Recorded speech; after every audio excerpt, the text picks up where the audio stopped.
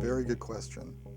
And in order to answer the question, I have to talk a little bit about what the curse removal ritual looks like. The individual that I'm working with will be lying on the floor, being as relaxed as they can be. And often as not, I'll be drumming or rattling. That is in order to put us both into a light trance state. Then, because it is a curse removal ritual, as I step out of the way, the animal that works with me to do the curse removal moves in. Essentially, I'm channeling the animal that is working to remove that curse. And from my perspective, I'm not there, because I'm so curious, and because in a sense I have to report back. Then I can participate in the healing as an observer. And so what I perceive then is often a representation of the energy of the curse. For example, if someone is having difficulty moving forward, they may be wearing manacles, they may be wearing a chain on their ankles, which the animal will remove, which the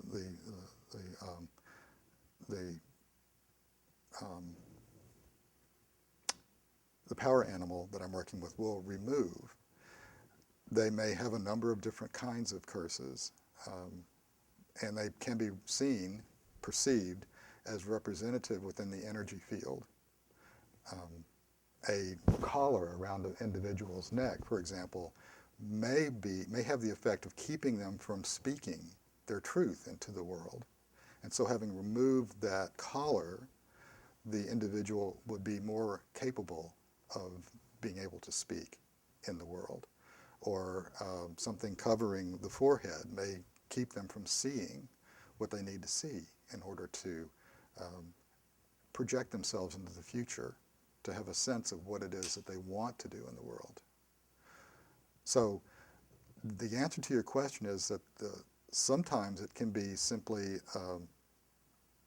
a perception of a dart.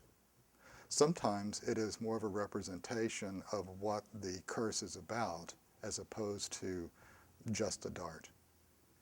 And so what we are looking for is what it is that's ready to be removed, and however it presents itself. Another thing that's really important to remember is that the only things that can be removed are things that the individual is done with. Curses, like other kinds of energetic events, are teaching us something. There's something that we need to learn from them. And so when the person has learned what they need to learn, but the curse is not gone, that's when it becomes a problem. And removing it then helps them to fully heal. If they have not done with what their lessons are for that particular energetic event or curse, then no amount of removal will actually work. The individual will continue to return it, because there's something bigger going on, either than the individual or the practitioner or the power animal. There is spirit that's involved, and it's always functioning to the highest good of all involved. A good example of a curse is a situation in which a person may find themselves being successful up to a certain point, and then everything falling apart. I've seen this several times, actually, that an individual will find themselves being successful in terms of relationships, in terms of financial, in terms of their ability to get along with people, and things go well to a certain point, and then it just all seems to fall apart.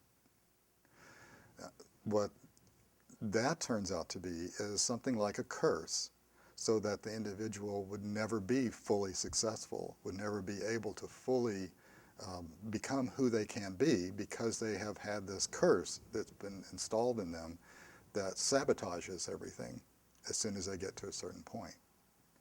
And so by removing that curse, the individual can find a way to get beyond that limit, that place in their lives where everything falls apart. And it may not be easy.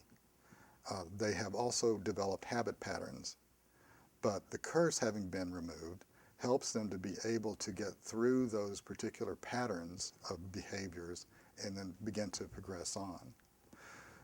It's also true that sometimes curses are installed in an individual at a very early age, so that their personality is almost built around the curse. And so they think of themselves in a certain way, and when the curse is removed, when that core curse is taken out, it leaves essentially a hole in them. And they may feel very uncomfortable with that. Something has changed so fundamentally that they don't feel like themselves anymore. In that case, often as not, the individual will pull the curse back, because it's easier to be cursed and feel okay than it is to be not cursed and have to deal with the emptiness. So sometimes the curses like that, the really deep ones, may need to be worked with over time rather than an individual event. But that's fine. That's what the individual needs.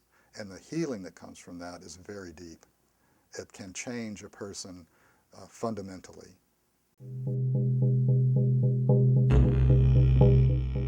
Curse removal in particular is deep psychic work. And the responsibility for taking care of the client is equally deep. So it is a bad idea for anyone who tends to blame the client for problems to do any of this kind of work. Now, beyond that, the curse removal and helping the individual to reintegrate themselves into their lives as a fully functioning and whole person, which may be unusual for them, it is up to the individual to what they want to do with that. So the responsibility of the practitioner is to do it clean, to do it with awareness, and to do it with the intention of healing rather than just to do it. The ethics of this work are very, very strong, and they're very practical. It is said that soul retrieval done badly can hurt the client. In other words, it doesn't necessarily serve the client to have someone botch a soul retrieval process. On the other hand, it's also said that curse removal, if done badly, will hurt the practitioner, because the curse then would come from that client and find its way into the practitioner. And if the practitioner does not know what they're doing, they can be significantly harmed.